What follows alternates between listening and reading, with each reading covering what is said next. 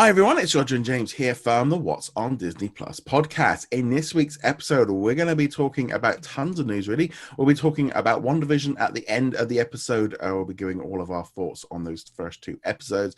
We're going to be talking about the Flora and Ulysses trailer. We'll be talking about those series and stuff that's been announced this week. There's been quite a lot of bits and pieces.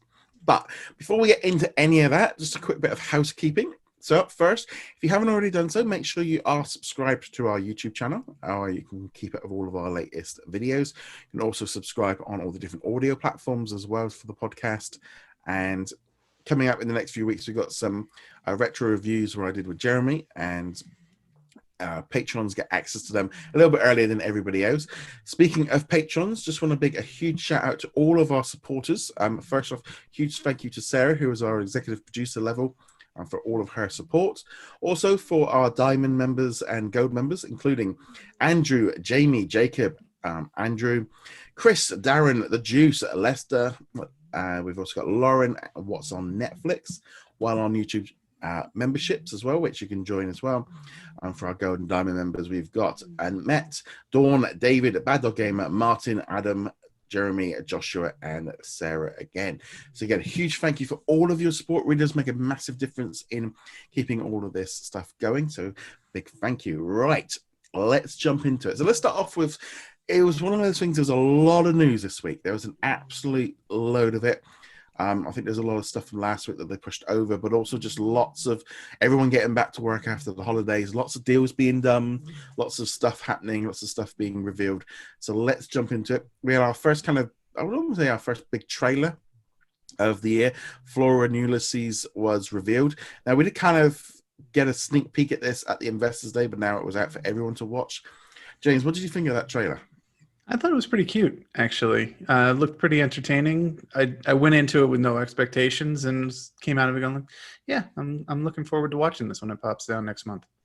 Yeah, and I think what I liked about it, because it's kind of like the tongue-in-cheek kind of superhero tie-in. You know, we had the Captain Marvel kind of cross synergy thing, which I quite like the look of. But I just like the whole idea of this super powered squirrel, and it's doing the Deadpool kind of superhero landing, and and then playing up on that, and the kid just seemed to be just like full of energy, full of enthusiasm, and I kind of watched that one. Actually, that would be a movie that you could have seen could have gone to cinemas. It gave off the vibe of it being a movie, something that you would see, but again, perfect stuff for Disney Plus. Great. I think that's gonna be a nice addition for February.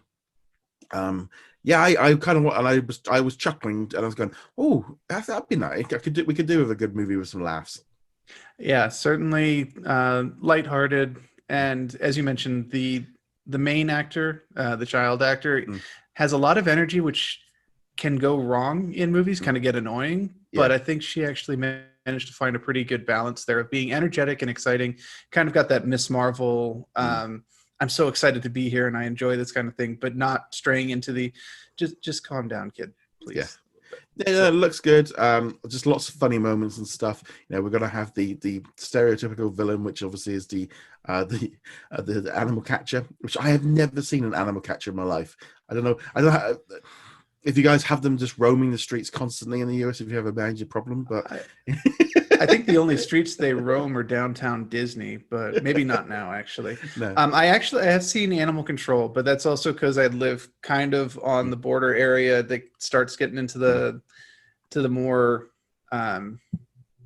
wildernessy part of Colorado. So I've definitely seen them out there kind of keeping coyotes and things like that from getting too far into the city. But it's still rare. Very, very rare. Yeah. And to be honest, the price of dogs right now, no one's letting them anywhere and letting them loose. Right. So yeah, so that trailer looks fantastic. So that'll be arriving on February the 19th on Disney Plus. So that one's pretty cool. Just revealed yesterday, Myth, A Frozen Tale is going to be coming to Disney Plus on February the 26th. This is a virtual reality game kind of interactive movie thing that got released on the Oculus Rift last year, around the time that Frozen 2 came out. They're going to be they've turned it into a 2D effect, and it'll be coming to Disney Plus. It's done by the same guy that did Cycles. That was a VR game or VR experience that they turned into that short experience. So again, that's Short Circuit last year. where they're in the house and everything was moving around them. So that's done by the same guy that did that. So I'm looking forward to this one because I really enjoyed that one. I mean, the effects can be a little bit, it'll be funny how this works, but I think with Frozen, they're going to be a little bit more polished but I think that one sounds quite interesting. More polished and smoother. Because the target audience for this is obviously a bit younger than the Short Circuit audience was as well. Should be entertaining, should be nice little filler, maybe a little more meat to it than what we got last week with the Marvel Marvel Legends. That's what it's called. Yes. But I wouldn't expect too much more than that. This is mostly a kind of a lore experience, I guess. Yeah. What it sounded like. Yeah, I mean, we should be hopefully getting the February list coming through next week. Normally it drops around about the 15th, but with WandaVision, that was kind of taking up all the noise. So I'm expecting it next week. Hopefully at some point in the next few days or next week, we will get some information on what will be coming to Disney Plus internationally, because that's a lot more interesting this month with the addition of Star. They might hope it could be quite fun when that one drops. We also this week Disney launched a brand new kind of initiative short thing they're doing on the High School Musical, the series Instagram page, where they're doing each Wednesday releasing a little video of like a face call between two of the characters, getting us all warmed up for the upcoming series. Now, I've got to be thinking, if they're doing this is generally a sign that the series isn't too far away and they're hyping up their audience in a different way than they would do with, it's a different audience to the Marvel and Star Wars, and so they're applying a different strategy. So very high. I mean, it's like looking at these video calls and going, that doesn't look like a normal quality. That's a very high quality picture at both ends for a video call. But generally, this is the hype for High School Musical, the season 2. I completely missed this. Also, I don't have Instagram, so I don't think I'd even be able to watch it anyway. But just to be clear, it's the characters that are talking, right? It's all in character. It's in universe or whatever. Yeah. Okay, that's kind of cool. I like that as a marketing idea. It's not overtly an ad, though still clearly an ad, but you get to have a little fun with it. So that's kind of, so hopefully that will be dropping at some point pretty soon. My view is if they're already kind of this is a build up to build some excitement for the series. So that's pretty cool. We also got some other bits and pieces this week, including the Muppets teased something on social media this week, saying, calling all Muppet fans, get ready for a major and important Muppet announcement coming soon. What is it? We have no idea. Now, this has instantly got everyone hyped up. Lots of expectations, depending on who you're talking to. They're making a video game. They're making a movie. They're bringing the Muppet Show all to Disney Plus. There's new Muppet. It's probably the second half of Muppets now. That was my initial thought was, it's season 2 or part 2 of season 1 of Muppets now. But it is ambiguous. There are a number of things it could be. I certainly would not be upset if it was an announcement of bringing some of the older content back onto the service. Muppet Show. Muppet Show is probably one of the most requested things I've seen on there. Mm-hmm. But also, they have got some issues with licensing. So if they could edit out some of the songs that they've got problems with, the rest of the show could all fix. I think if they were able to drop the entire Muppet Show, the original classic series, be a massive win for the nostalgia thing that we need on Disney Plus, because it's been a bit lacking.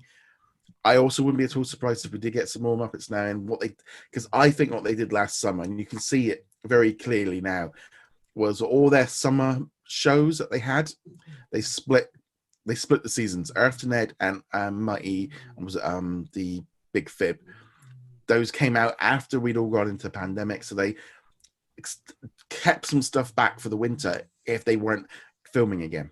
And I just wouldn't be at all, because we only got 6 episodes of Muppets now, and I can't help but think that would make sense as well. Be a nice little filler for February. And so that's my 2 guesses, but they could be anything. They could be a comic book. I don't know. I always say, and I said to a few people, expect little to nothing and be excited if it's something good. It's it was, I think, like Tom Holland put up, like excited for tomorrow's, because that got everybody hyped up. Spider-Man trailer, Uncharted trailer. That was Cherry, and it was like sometimes you've got to manage expectations, and so it's hyping it. Hopefully, we'll find out soon enough. It also, again, that theory of mine of going, you're just teasing this just before the February drop gets announced. That would make sense for next week. So that was my guess.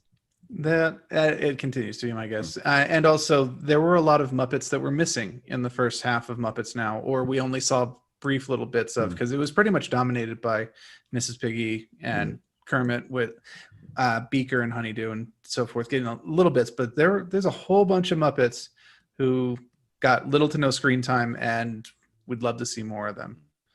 Yeah, so hopefully we'll get that information next week.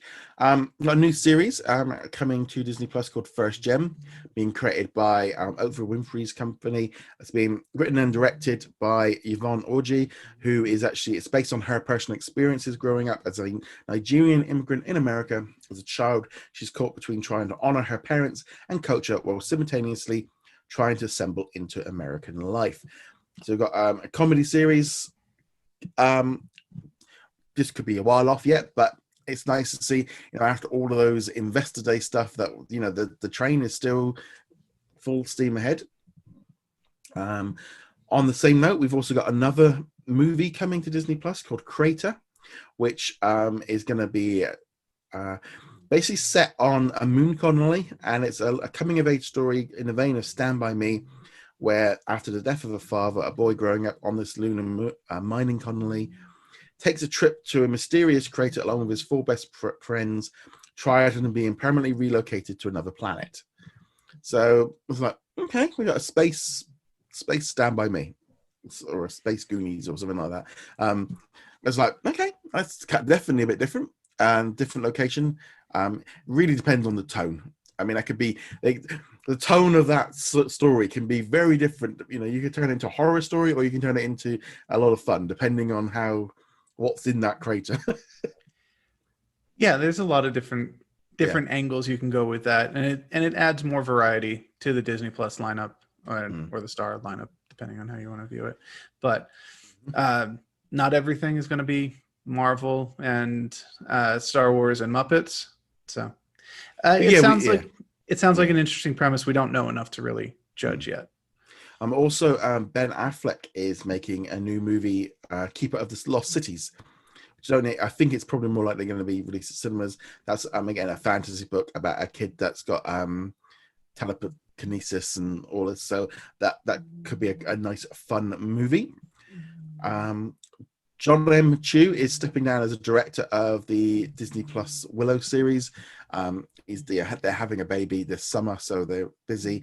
And with the lockdowns here in the UK, production's all completely shut down in Wales, and so therefore it's just been delayed. So he can't. I think it's pushed the production into when they were going to have a baby. So somebody else is going to step in. So the series that is still carrying on, just without him. Ron Howard and everyone's still involved in it, but sad to see. But at the same time, I'm kind of glad the show is still carrying on, because but I'm thinking, if they're already now kind of going into those issues, that's always a problem. Although I would say having a kid is a pretty good excuse to take some time off, though. Yeah. Literally just saw this. This is my mum sent me this message.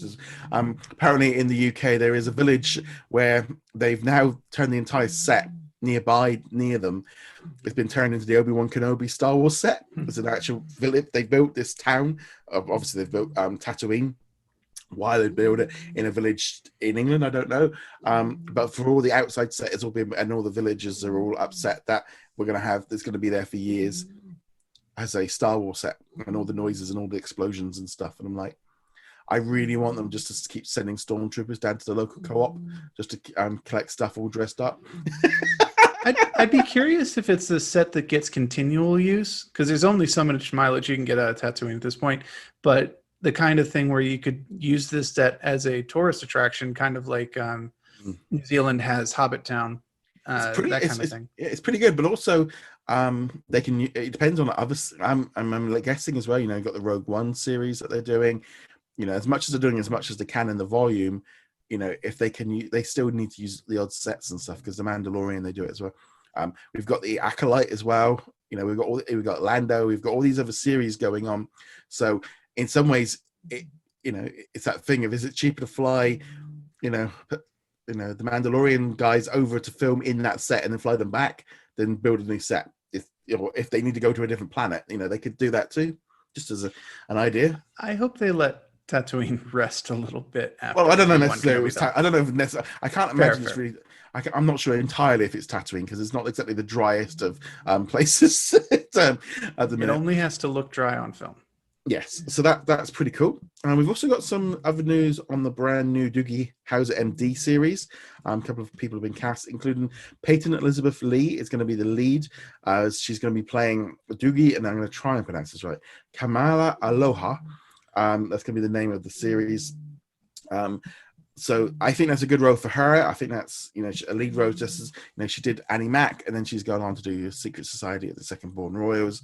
A little bit of pushback on the fact that they didn't get someone who was Hawaiian to do it. But, that's actually down to their choice. But I do think that's a strong role for her. And she's kind of, in some ways, an established name for Disney. They probably, they work with her. They know what she's like. And so, that's interesting to see where this one, and that's supposed to be filming in Hawaii soon. So there's not really a lot of special effects. So maybe we might see this end of the year, beginning of next year. Yeah, when they announced her, I was like, where do I know her from? It's like, oh yeah, it's Secret Society Second Born. Now I remember. Yeah. It's a weird show. I know people are complaining about she's not Hawaiian, but I mean, her mother in the series is a quote unquote Spitfire Irish mother. So we're not exactly starting with traditional Hawaiian to begin with, but I'm still just stuck on that Spitfire Irish mother. It's like, how stereotypical do you get? Hey, so me Lucky Charms. Yeah, I think the only thing they go further is if they made her a leprechaun, honestly. Yeah. I want some Guinness. So for moving on from there, we've got lots of Marvel news came out this week. With them all being on the PR trail for WandaVision. Kevin Feige has been doing tons of interviews, loads of stuff coming out. He's been talking about DVD sales or Blu-rays of not coming out. The show's not coming out with people asking for it, and he's like, is the Mandalorian out on Blu-ray? No. Then you just need to take up a Disney Plus subscription at a low monthly cost. And they kind of brushed it off as unfortunately, as much as it's that situation of those sales are dropping, and people aren't buying them in the same way. The whole point of this series is to get people to subscribe. I still, however, think eventually they will release them, maybe 2-3 years later, just to kind of get a little bit of extra clawback on it. Yeah, it makes sense for them to release it at some point. Even Netflix releases the vast majority of their originals on Blu-ray at this point. When it'll happen, I don't know. But you give it a nice trade dress, looks good on the shelf. A lot of people like having those trophies, as it were, and especially if you do a special edition with, I don't know, an action figure or some collectible items. As someone that used to have thousands of Blu-rays and DVDs, and I used to collect videos since I was a kid. I have had bookshelves full of movies. I mean, if it'd gone back about 5-10 years ago, I could have filled this entire thing up with movies that I've had. Moving house 5 times, and how many times they just stayed in boxes, and 2 years at an in-laws with no room. I appreciated then that I actually didn't need them anymore. But that's why I went all in on streaming, was because I was like, and that was again a physical reason forced me to stop using. And that thing of no longer having them was like, I actually haven't used them for 3 years. I don't need them, and that was the eureka moment for me. Was like, that's why I went all in on streaming. And then I realized, once Disney Plus come along, most of the movies I've got on Blu-rays are there. I'd probably say that was nearly everything, especially now, the only things I've got in boxes in my cupboard are all the Marvel, Star Wars, and Disney movies. That's my entire physical collection. It's they are all on pretty much. on there. And then the idea of even trying to pull a movie out and I had to watch like The Incredible Hulk, I'd be like, I'll just wait. For me, it was books, because I moved a lot over the last decade, actually, and the books and comics were the things that got converted to digital very quickly. So like, books are so hard to move with, and I did it with books because I only tend to read books on holidays. So when we went away about 2-3 years ago, we were on a 2-week trip out to the Caribbean, and I ended up taking like 6 Star Wars novels with me, and they're all like this big. I'm like the whole of the top end, and that takes up like nearly like 3 kilos in my bag. It's like next time I'm going on holiday, I'm buying a Kindle. It's like I don't read all. So then on my next holiday, I just had this little Kindle and then 1 spare backup book. Because I didn't feel like I'll still take one just in case. Yeah, for me, it was the comics. I had thousands of comics, and eventually I was like, I can't keep moving with these. I'm not really reading them. So I opened the Comixology account, and I filled that sucker up with all the comics that I knew I'd want to read again, and new comics as they were coming out. They all fit on my Kindle, Kindle Fire in this case. I'm just like, cool. Got thousands of comics on this, not carrying around long boxes anymore. Whenever I get the need to that desire to read comics, because I'm a bit of a like I can go for ages and then suddenly I want to read some comics. I just jump into Marvel Unlimited and just do it that way because it's a great app. Yeah. Mind you, this was before Marvel Unlimited, but now with Marvel Unlimited, I'm only buying like 1 or 2 comics a week that are I want to read these right away, and then the rest of them I'm waiting the 6 months for them to pop up on Marvel. Right, speaking of more Marvel, we have Kevin Feige revealed some information on the series coming to Disney Plus, giving us a bit of an idea of how long episodes are going to be and how many episodes are in each season. So, The Falcon and the Winter Soldier is going to consist of 6 episodes that are 40 to 50 minutes apiece, which I think sounds about right. Loki and Moon Knight are going to be the same. They're all going to have those 6 episodes. That's kind of what I was expecting to begin with. I think that's a good time. Episode lengths can change because as they've stated, Disney Plus gives them freedom to move around a bit, to play around with it. If it's running long, they can run long. If it's ended, they don't have to fill it. It's not like traditional television where they've got to fill in for a certain amount of time and add commercials and stuff, so they can move it around. And then, as we know, WandaVision is 9 30-minute episodes. She-Hulk will be 10 30-minute episodes. Those are the 5 seasons that they kind of told about. We don't know about Hawkeye or anything like that, but I thought it was quite nice. I thought it was very, very open of them. I thought that was good with Kevin Feige to be very open about what to expect. I think that sets expectations as well of what's going to happen, especially with WandaVision being maybe different to Falcon and the Winter Soldier. But 6 episodes, 40 to 50 minutes apiece for Loki and Falcon. That's bang on what I'd like. As I said, I like the Mandalorian style of shorter seasons, and I think this is good to get this out there. It's kind of interesting. I noticed as well with myself, for the ones where they said we have more shorter episodes. So we've got 10 episodes of She-Hulk, we have 9 episodes of WandaVision, but they're only 30 minutes, versus the ones where we have 6 episodes sitting in the 40 to 50 to 40 to 60 range.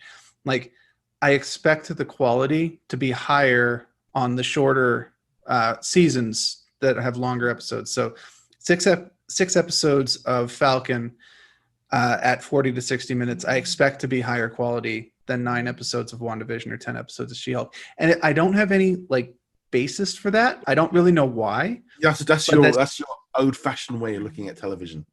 Except spoilers, kind of. No, that's exactly how it felt this week with WandaVision 1 and 2. Yes. We'll get to that in a second. Yeah. Well, the only thing is, if you think of it like 10 30-minute episodes is 5 hours, and 6 50-minute. Well, but it's not. Yeah, it's not the total time that matters. Yeah. It's how you cut it up, and it feels like 30-minute stories, even if you have more of them than they add up to the same, feel less substantial than a 40 to 60-minute story does. The big key thing here is how long are the credits? Do they count the credits? If we give you a 10-minute credit scene, we can get those episodes much longer. Especially on Disney, where they have every single translation or every dub credited in every single episode. I recognize that those are there's legal reasons for that, but I remember watching those Disney shorts last year, and they were like the shorts were 3 minutes and the credits were 5 minutes. And you're just like, yeah, there's been a lot of discussion of it, and it's a bit I find it a bit odd because of course everyone sat there like, okay, well, you can obviously you can speed it up. I think everyone's expecting this like the end scene credits, like yeah, but we haven't got to the end of the scene yet. We've still and it's like it's just one of those situations of like you've got the fast forward option, just it's they have to do it. The thing is as well, a lot of you think back to like sitcoms and stuff, a lot of the TV shows that they whiz through the credits, just whizzing along the screen at the bottom as fast as they can to try and squeeze as much into that half an hour, 22 minutes as they can. I remember that the hyper speed kind of like scrolling bar on the side. It gets me on the BBC when they do it on the movies, because they do it on all the pretty much on all they have the music going, but the credits are going so fast and going, that's not the normal speed, because they're like, we're not having 5 minutes of credits, so we need to move on. So there was also some information out this week again on the Moon Knight series. Oscar Isaac has kind of been effectively confirmed, but not officially confirmed. Not that Marvel seemed to do that very much anyway. Also, Ethan Hawke is going to be apparently starring as the villain. Filming is set to begin in March. There's a big thing this week of kind of Captain America coming back. Chris Evans in discussions to come back for future appearances, maybe not necessarily as full movies, but little bits and pieces. That came out, obviously did the rounds. He then put up a tweet and said like, "Oh, news to me," of which everyone then's like, "It's fake, it's fake." It's like, yeah, but Marvel was it's like, and I hate to say, but we've seen this so many times in the last like 6 months of the news gets out and actors and stuff kind of keeps denying it, and then it turns out to be true. This isn't just this news didn't just come off of a random site. It came off like Deadline. They were pretty. They must have had sources, but they wouldn't have just ran that story. So, and I don't think it probably helped as well. I think it like came out like in the middle of the WandaVision launch party, so I don't think Marvel might have been too happy with that. But yeah, as much as Chris Evans denied it, it's kind of one of those things of we've seen. I mean, that the girl that was playing She-Hulk, she was denying she was in it for months, and then she's in it. It's like, well, why did you? What was? I don't know.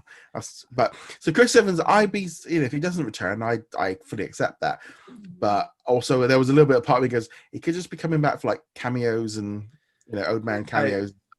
That was my take on it. This is not more than likely. Well, we're going to do Captain America 4, the adventures of him in time with Agent Carter or something like that. No, this is we're going to throw a brief cameo in. Maybe we'll do a flashback scene, or we'll do something like where Loki transformed into him in Dark Ages, something like that. I mean, there's nothing like, he could be in Doctor Strange. Please don't put any more people into Doctor Strange 2. It's like we've got too much as it is. So there's a lot of rumors around there. Chris Evans has kind of come out, but then of course you could take it the other way. Of Chris Evans could be like, I didn't actually mean that. I wasn't referring to that, because you can also have plenty of actors who'll be like, oh yeah, if I had the opportunity, I would go back and play that character again, just like to placate people, and then have absolutely no. Might as well mention it. Liam Neeson got asked about Qui-Gon Jinn. He pretty much said, I'd love to do it again, because it's like, obviously we all run with it. And it's like, it could be in a flashback scene or something like that. Why not? I mean, we're bringing back Hayden Christian as Darth Vader, so why not? He did a voiceover thing in Rise of Skywalker. So, and I believe he also did a voiceover in Clone Wars during one of those arcs as well. Yeah, I mean, he can turn up and he can be like, "You're taking my daughter." Wrong universe, but you never know. That's the only part he can play, isn't it? Someone's stolen somebody and he's got to go and kick some butt to go collect. Well, sometimes he's trapped on a commuter plane. Sometimes he's trapped on a train. There's variety there. Sometimes he's trapped on a plane that crashes in Alaska and he gets chased by wolves for an hour. All right, I don't know. He's like, I used to like them, but they got to the point where I'm like, these are getting very, very samey. You know what?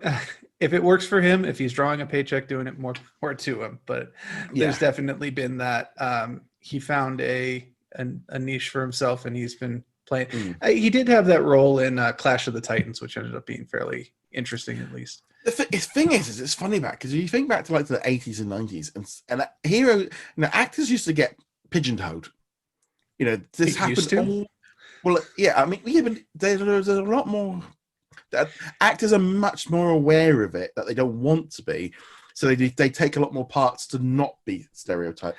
But when I was growing up, Bruce Willis starred as Bruce Willis was just, if you were Arnold Schwarzenegger, when they did the comedy thing, it was like that was a breakout moment, because you never saw them in anything other than they're just standardized roles.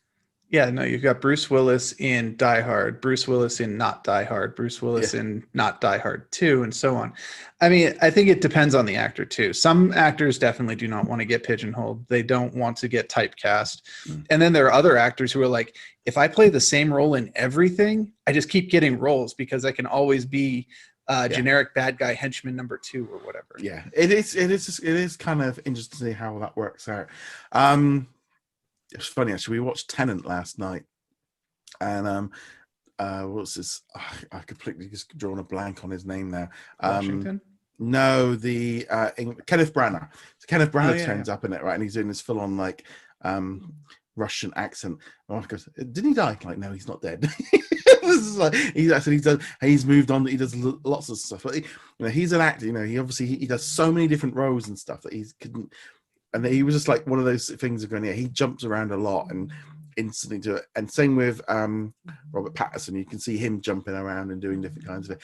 Like nowadays, it's just, even someone like The Rock is trying to make sure that he's not just, I am not just a action hero. Which is funny because he does try to break out and do other things. The Rock, in this case, he does try and do other things, but he does always fall back on the occasional everyman superhero that used to be the Arnold Schwarzenegger role. Yeah, and a lot of comedy as well. But generally, you can see him. He does. You can see all these actors and stuff. Just again, growing up, you kind of knew that if you get your Jean-Claude Van Damme's, your Steven Seagal's, your Bruce Willis, your Sly Stallone, your Arnold Schwarzenegger, you knew what you were getting. You just put their picture on the poster and you knew what you were getting.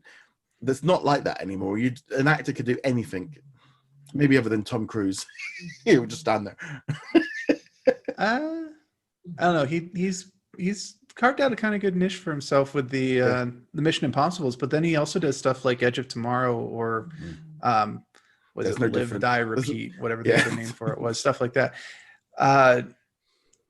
Even he kind of breaks out and does other things every once in a while, but he is pretty much known for the Mission Impossible and being the guy that's like, I'm 60 and I want a 20-year-old co-actress to have some scenes with. That's kind of I'm just going to put that out there. I really just like Tom Cruise. It's just he's one of those actors that's just like, every time I watch him, it's like, does he ever play a different character other than in that one movie where he put some prosthetic on to be a bad guy? It's like, it's just my one thing with Tom Cruise. He's my one actor that I just don't get what everyone sees.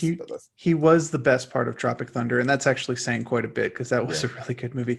I will say, it doesn't seem like he's acting anymore. It definitely seems like he's like, what can I get people to pay me to do that I want to do anyway? I want to jump out of a plane. All right, let's get them to do that. I want to scale the outside of a building. All right, let's go and do that. Yeah. So it's just him on his adventure holidays and we get to film it. Right, moving on from there, we got a lot of information come through on a lot of streaming data and stuff. Like Nelson. First off, The Mandalorian finally hit the #1 streaming show for the finale back in December. Beat out, just slightly edged out The Office. And it was the first time that Disney Plus has ever hit the top of the streaming chart since it started back in August. It's always been Netflix. Netflix still had another 9 out of the 10, but it beat it. And I'm expecting next week will probably be the same with Soul.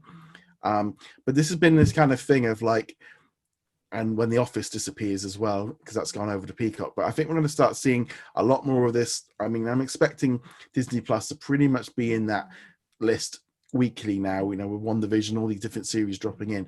But it's kind of a big thing for for that, for hitting it. Also, Soul was the number one movie, according to some data as well that came through. More people watched that than anything else. I think Mandalorian and Soul for December were like twice the amount of people watched it than according to anything on Netflix. So there's some really big numbers coming in. Also, some details of the whole year were revealed as well. Of the top 10 movies of 2020 in terms of how many minutes were watched. Literally 7 out of the 10 were on Disney Plus. And there's also very noticeable, we've got like Frozen 2 is number 1, Moana, and then it was Secret Life of Pets 2, Onward, Dr. Seuss's The Grinch on Netflix, Hamilton, Spencer Confidential on Netflix, Aladdin, the 2019 version, Toy Story 4, and Zootopia. Just again, you look at the trending charts, they are just in there every pretty much week. But Disney dominated the movies. I think it's fascinating that they're all kids' movies except for Hamilton. And I don't know what Spencer Confidential is. To be honest, I have no idea what that is. It's entirely possible it's a mature movie, but I'm going to go out on a limb here and guess that it's probably a kids' movie. Let's look at and Spencer Confidential. Let's see what we've got. Oh no, it is in the movie. It's a Mark Wahlberg comedy movie. Oh, that is. Yeah, I would never have guessed that. Not in 1,000 years. No, but that one did well. Yeah. But definitely kids just watching over and over again. It's like the power of Disney Plus. Put your kid in front of a screen and just make them watch Frozen over and over and over again. I mean, you've got to get those songs stuck in your head forever, and not just your head, in your dad's head too. Well, it's like I can't joke. I mean, I do all my editing and stuff, and I've got a playlist of Disney guitar hits. So it's just like them playing the songs with the guitar. This is like soothing stuff just while I'm doing my editing, while I'm concentrating on my voice, but just something in the back. It's like, I end up sitting there just listening to like Disney instrumental versions. So I can't say it. Kind of the podcast version of method acting, I suppose. It's just kind of I don't know, because if it's the thing is, I find if there's singing, it distracts me while I'm editing. So I found that so that was my thing. So yeah, so Disney dominated. Whereas when we talk streaming series, Netflix dominated. It was only The Mandalorian in the top 10. Netflix completely dominated on the series side. Ozark, Lucifer, The Crown, Tiger King, The Mandalorian, The Umbrella Academy, The Great British Baking Show, The Boss Baby, Back in Business, Longmire, and You. So again, Netflix just dominating that series lineup because they had some great. I mean, Lucifer we watched, The Crown we watched, Tiger King, The Umbrella Academy we watched, The Great British Bake Off. I did try Ozark. I didn't really get into that one. I think my wife watched You. So yeah, it's there's lots of stuff there, but I think that's where Disney needed to pick it up. I think 2021 is going to be a very different year on that list. Yeah, you look back at 2020 and you go, are there any other series that came out in 2020 that would make sense to be on that list other than The Mandalorian? You're like, no, not really. There's no snubs on this list. It makes sense. Yeah. So I thought that was the only one that didn't was maybe thought The Queen's Gambit might have been a bit higher. But maybe I was actually surprised that was lower on that list. I think, and also so just as a whole, really. I mean, there's lots of data coming out, but Disney Plus had a very good year. It's kind of interesting as well. It's the one. I mean, we look at the chart and they're going, Disney's finally beat this. Like they did beat Netflix, but they did have out of the top 10, Netflix had 9. Let's not. This is like I might spin it a little bit along the lines of Disney Plus is doing great, but it's like Netflix is still completely dominating. They've been in the business longer. Yeah. They know what works. They have the metrics. It will be interesting to see how the Marvel shows affect that list this coming year. I think it's going to be a very different list at the end of the year. So let me just think. I think that was. I mean, there was so much news. So let's jump. Let's talk now about what we've been watching on Disney Plus. So I just briefly bring up. I did watch the Disney Insider episode yesterday because I figured it's been a while since I watched that series, and they did Earth to Ned, a little bit on High Republic, kind of explaining what that all is, and about making of the Animal Kingdom show. And I was like, this I kind of watched and went, you know what? I actually think this is something that's good for Disney Plus. It's like it makes complete sense for Disney to do it. It hypes up all their other stuff they're doing. Now they're getting back into the filming thing. Like I am in some way like, yeah, this show has got something to it that is a good choice. But when it's not disrupted by the by all the scheduling getting screwed up, it actually makes sense. If it can come out and do things that are topical and timely, yeah, it's a good show. The problem with it last year was like, yep, we're doing a special on a show that we just pushed back 6 months. You know. I was sat there yesterday. I really should watch that because it's like I haven't seen an episode since like the Artemis Fowl one, like last May, and it was like, just give it a whirl. So yeah, that was on there. Of course, this is where we had WandaVision. So anything else you want to mention? So I caught up on some older items. I've actually been watching through Big Hero 6 season 2 and DuckTales season 2. I have not watched them yet, but I want to watch both Isle of Dogs and Mary Poppins Returns, which popped on this week. So I'll catch them this weekend. It is a long weekend here in the States for a lot of people. So good time to catch up on some. Yeah, I want to watch Mary Poppins Returns. We're going to be doing, me and Jeremy are going to do a review on that one for a video in February. So I need to watch that one. I'm going to watch Agents of S.H.I.E.L.D., the newest episode. I'm going to watch that one this morning after we finished recording. But let's talk now WandaVision. So we had 2 episodes drop. So what was your initial thoughts on this episode? And let's just be honest here. I mean, we are going to talk spoilers, but in all honesty, it didn't There's really not much to spoil. There wasn't really anything to spoil. So just be aware if you haven't watched it already. But I don't really know what we could spoil. I think I won't say what they are, but the 2 things that we could spoil, you can guess from the trailers. You would not be surprised to find out about them. But if it's in the trailer, I don't even consider that a spoiler. It's not in the trailer. It goes along with the tone of the trailers, and I'm not going to go any deeper than that. But it's normally the last like 30 seconds of each episode that you don't know the specifics, but you will not be surprised to see them there. Yeah, well, there's a whole other question I want to add at the end for that one. Well, we'll come back to that. Initial reaction. If we had only got the first episode, I would have been mad. That first episode, while fun, laid out like almost nothing story-wise. It was a fun spoof of 1950-ish classic television, maybe kind of like the I Love Lucy era. Yeah. And it was fun in that regards, but aside from a few small little things, like the toaster commercial had a bit in it, and a few other setting up, things are weird. I was like, it wasn't until the second episode where I was kind of getting, all right, we're starting to move along. We're starting to get going with this. Yeah. So I kind of had, I kind of got to it, and I remember getting about halfway through episode 2 and going, okay, can we move this along? I know they were doing the magic act. I'm going, I'm actually getting bored now. This is just dragging.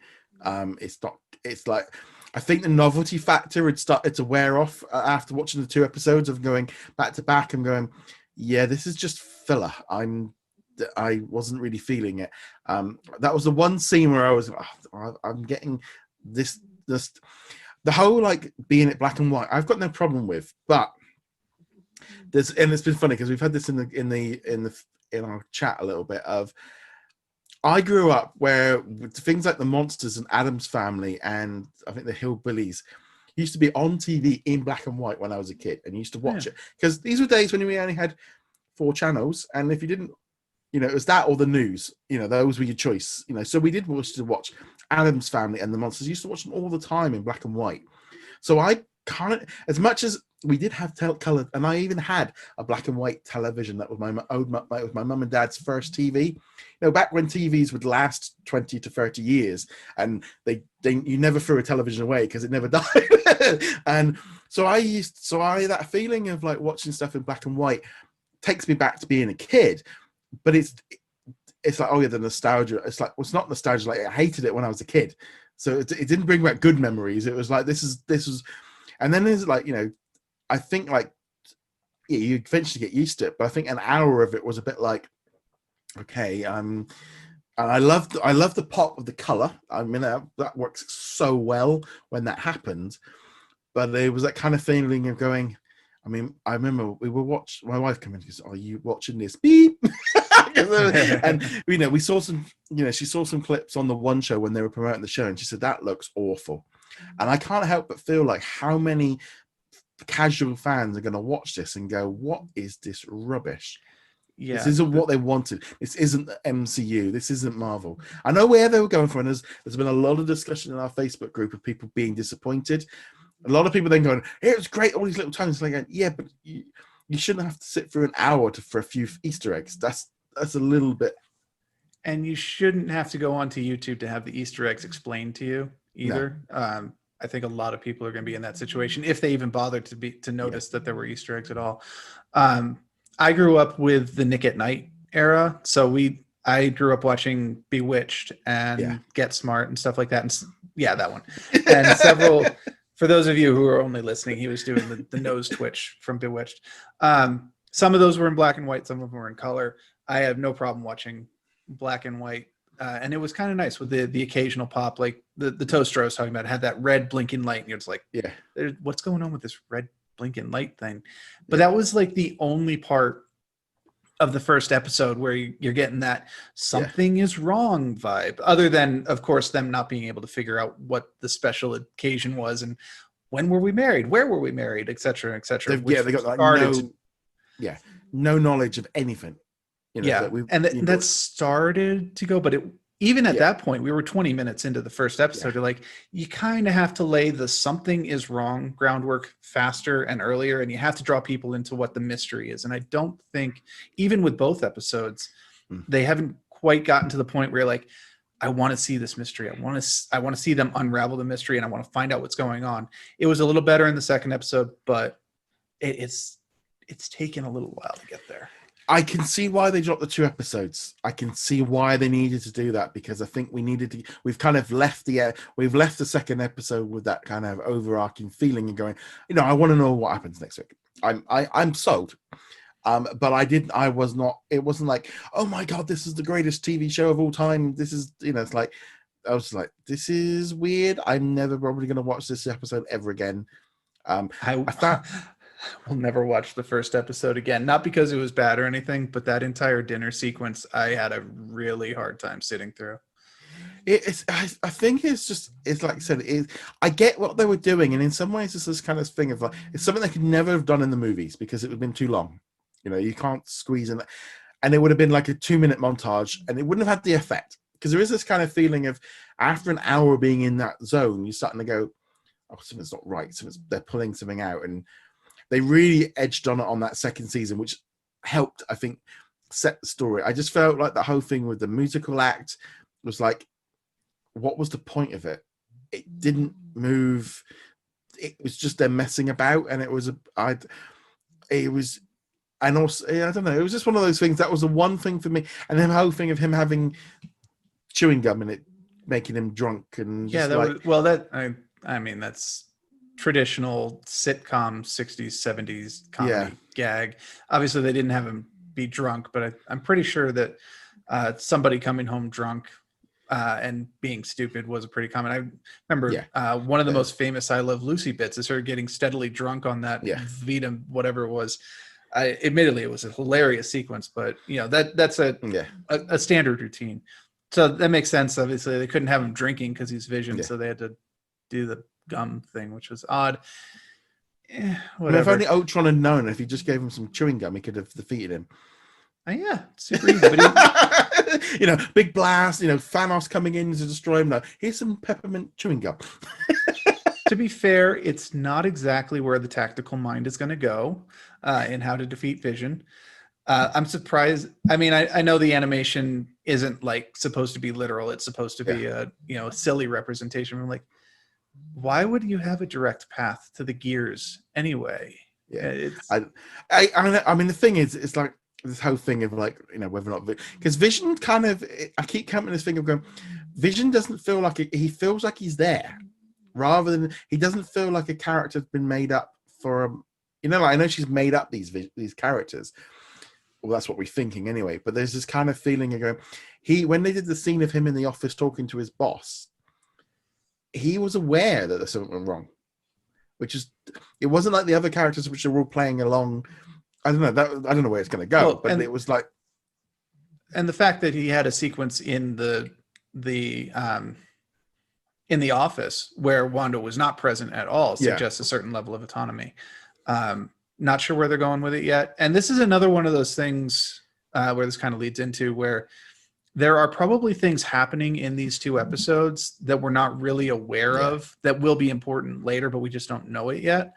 And while I appreciate that, I actually like that quite a bit, assuming that's ends up being the case.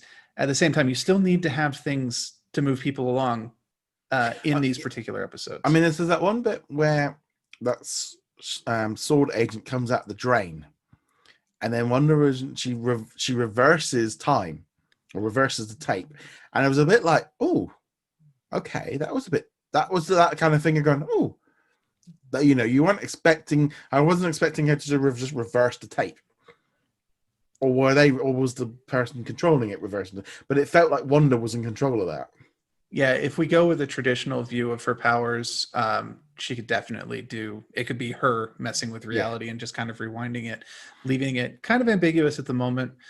I would have preferred if that had been something they'd done in the first episode, because that was a major hook point. That was a major like, oh, what is going on here? I need to know more about that. And if that had been in the first episode, I think it would have carried into the second episode quite nicely. Also, the radio kind of going, Wanda. You know, that kind of, because this is the other thing as well that gets me. It's like, I know they're trying to build up this character that's going to be on Captain Marvel 2. I'm like, well, where would Scarlet Witch come into contact with her? It's like, I don't know, just straight. And I mean, Angus was so annoying, but that's being done on purpose. You know, she's supposed to be the typical annoying neighbor, nosy, sticks her face into everything. She will be, if they follow Wanda's comic history, she will be an extremely important character going forward, not just for this series, but possibly into the movies as well. I'm coming into this completely blank because I didn't do any. That's why I didn't do any revisions. Therefore, to me at the minute, what we've seen is all I know. So I don't know. I know that you do that kind of thing. You're going, there's something going on here. It's like we don't know who the villain is. We don't know what's going on. You know, it's like Sword being introduced. We don't know what that is for most of us. I know that, and there's been talks of a spin-off series and a whole host of bits and pieces going on with all of this. But I kind of got to the end of it, and it's like there's so much there, and there's a lot of stuff that I liked about it. But the delivery method, I'm there going, it's that kind of weird thing. When it has the good moments, they're generally really good moments. Like they're having that pseudo PTA meeting. I know they're not actually parents, so they're having that meeting where Wanda's first meeting all the other women, and they have that for the kids moment. Very much out of Hot Fuzz or something like that, and you can like, wait, what the heck was that about? That was like really weird. That was really weird, and this is clearly significant, but we don't know why yet. But it needed more moments like that, because everything in between, you're just kind of like, can we speed this up just a little bit, please? So I didn't mind the scene with her with the other, because you had that radio going, and she was distracted, and there was this kind of thing going, something's not right here, and the woman like, stop talking because you're not supposed to talk to her, and there was. It was just kind of weird. I just felt that second episode in some way went a little bit longer than it probably it needed to been. But the thing is, when we get out, I think this is why they showed all three. Like they showed 3 episodes to a lot of, and I think that third episode might really help boost us along, because everyone raving about it. It's like, well, we haven't seen that. Like that's. I mean, there's a lot of discussion. You know, this is the whole point of these water cooler dropping those episodes one at a time, to kind of build this. This is what we want. We want people talking all week about what's going on, where is this going, what's happening. You know, you can build it up as you get, rather than, because I was having this discussion with Casey from What's on Netflix on Twitter. It was like, you know, the whole could you imagine they dropped the whole season yesterday, and we're like, we're all trying to scramble, trying to get through the season as fast as we possibly can, and it's like, I much prefer this system. Yeah, and I think, having not seen the third episode, obviously, there's a lot of indications at the end of the second episode that things are about to get very interesting. You know, we've got the transition from black and white to color. We now have that knowledge that Wanda is at some level aware of what's going on. We don't know how much she knows, but she has some sort of hand in it. And Vision seems to be kind of breaking out of it too, just a little bit. So it does feel like, having done these 2 episodes, we are now moving into the actual meat of the story. And maybe that's what episode 3 is, where everything just starts to unravel in in interesting and entertaining ways. Well, we're going to go for the 70s and the 80s. So I don't know if that's going to be part of it. I don't know. It's the only thing I think as well is like, we've started off phase 4 of Marvel with this. And we've had a Marvel drought since Spider-Man Far From Home. And there is that kind of thing of like, we've been waiting like 500 days for something for Marvel, and then we got an I Love Lucy episode, and it was just like going, this is just bonkers. And I appreciate the bonkers, and it's that kind of weird thing of like going, I get what you do, but it's still stupid. And it's just like, you're like, okay, I can't. Falcon and the Winter Soldier would have been, we would have had by now. We should have had Black Widow, Falcon, and Eternals. We should have had 3 things to fill in that gap. So therefore, WandaVision would have been the 4th entrance in it. So therefore, I think we would have been coming into it not starved of content. And they're like, oh, this is just crazy. And it's built that anticipation up even more so than normal. And WandaVision's kind of coming in as really weird. And how many casual fans are just going to be like, what the hell was this rubbish? But this is also kind of what I was talking about earlier with the whole 30-minute versus 40 to 60-minute thing. In the 30-minute show, I'm not expecting, big fight scenes. I'm not expecting, the big CGI budget stuff. Obviously, there's a bit going on here, but not much. Whereas if we were going to talk about Falcon and the Winter Soldier, I'm expecting action set pieces, world travel, some big budget action in the vein of like Mandalorian that we had going on. And neither this show nor She-Hulk do I have that kind of expectation going into it. Now, that's not a bad thing. That's not a good thing. It's not a bad thing. It's just simply a thing, and it's the expectations I have. Yeah. And I think Paul Bettany said that the WandaVision show has actually got more visual effects than Endgame. And it's like, yeah, but if you're counting him just going, hey! It's like that. Yeah. No. The bar for what is a special effects shot is a little bit low on this one. I mean, it's just a spoon on a piece of string. I mean, and okay, you go to the Mandalorian. Do you count everything that's done in the volume as a special effects shot? It kind of the same deal. But obviously, we also don't know what's coming, and if Wanda's powers get involved and we start kind of building towards Doctor Strange in the multiverse, there could be some really weird special effects down the road. I'm just basing that on the nature of her powers. I don't know what it's been like over in the US, but over here, commercials are running on television on the main channels. They are. They've been on all the chat shows talking about it. There's buses with adverts on. The radio station has got adverts going on it. It's like, this is full blown just promote. And you're sitting there going, wow, I mean, how many people have tuned in for this and been like, what the heck is going on? Will they come back?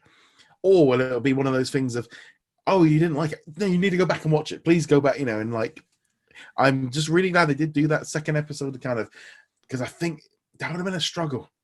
It would have been a struggle to kind of, and I'm just, this kind of, it's, obviously we have these like spoiler embargoes on social media kind of till Monday, till Disney release, but it did, because we were there going, right, we're going to have to do this, and I kind of got to the end, and I'm like, what can we spoil? It didn't really feel like there was much you could talk about. There's a person in the radio. Yeah, that's literally it. I don't know. It's I think we'll have more of it as we go along, but obviously we got another 7 weeks of episodes to go, so we still got another, which is great. And then I'm just like, yeah, we got Marvel every like 8 o'clock. I was sat there and I was like, dog wanted to go out, and I'm like, 7 o'clock, right, get up, get ready. 8 o'clock, it's going live. Make sure everything, 8:05, like check, yeah, everyone's got what they're supposed to, post those stories, and then sit down and watch WandaVision. I didn't check into Instagram or Facebook. It's like I didn't go online at all until after I watched those 2 episodes, which is the kind of the advantage, obviously, with the time that it goes up here in the UK. But yeah, it was definitely an interesting series, and I did a written review. I did give it a 4 out of 5. At one point I did actually type it was like 3, 3.5, 4, 3.5. I was imming and ahhing of like oh, yeah, like I was really like well, it's like, and I'm going, when people are going like 10 out of 10, like, no, it was nowhere near that. Maybe with the 3rd episode, but we don't know yet. No. It was a solid 3.5 out of 5 for me, or a 7 out of 10, depending on how you want to do your counting. And I will reiterate what I said before. These 2 episodes by themselves, not particularly great, not bad, not particularly great. I am hoping that what we're really looking at here is, now that we've got the setup done and the laying of the something's wrong plot, that we'll now put our foot on the gas, and we're just going to go to crazy town in the next 7 weeks here. It's like, I think there's been a few shows where I'll be like, oh yeah, we stopped watching it, and someone goes, oh no, by the time we get to the 3rd season it gets really good. Yeah, but I have to sit through 60 hours of television beforehand before it gets good. No, if it doesn't get you in the first hour, that's the kind of the trick for me. And I'm going, this was bordering on that hour, and going, I know what's coming, so I'm willing to give it. And I think the trailer's been smart enough to hint at that, to kind of show, when you show her flying around. And I'm sure we'll start getting trailers building up, kind of. We'll start probably getting a lot more trailers now of the 80s or the 70s, kind of. They can keep doing this with these episodes. We're going to see a very different marketing scheme, I think, to The Mandalorian, which kind of kept everything secret. In some ways, they need to reveal a little bit more with WandaVision to keep the general public kind of engaged. Yeah, kind of hey, we know that the first 2 episodes were really just nostalgia trips for the black and white era, but look, there's some things coming here in the near future, and you are going to want to be here on this ride. It'll be interesting to see how many people they're able to convince with that, or how much it becomes, as you said, a word of mouth thing where you're like, no, I understand you only watched the first 2 episodes, but you really need to keep going with this after 5 or 6 episodes have dropped. I can definitely point to some series in the past where Breaking Bad actually is a good one for me, whereas like I dropped it halfway through the first season, like blah blah blah blah blah, and people started talking about it, and by the time it ended, people were just like, you have to go through and watch this again. And honestly, if I had been watching it every week, I would never have made it through. But we did that with Breaking Bad. We did like half this first season and gave up. To be honest, I did it with Game of Thrones. I watched the first season and never came back. And that's the thing with these kind of shows. But ultimately, we'd love to know what you thought of this episode of WandaVision. Let us know in the comments below. And we can go check us out over at What's On DisneyPlus.com. You can find us on the YouTube platforms. You can find us on our Facebook group, over 150,000 members. So you're happy to join in the discussion over there. And also help support us through Patreon or YouTube channel memberships. And on that note, guys, thank you very much for watching. We'll see you guys soon. Later.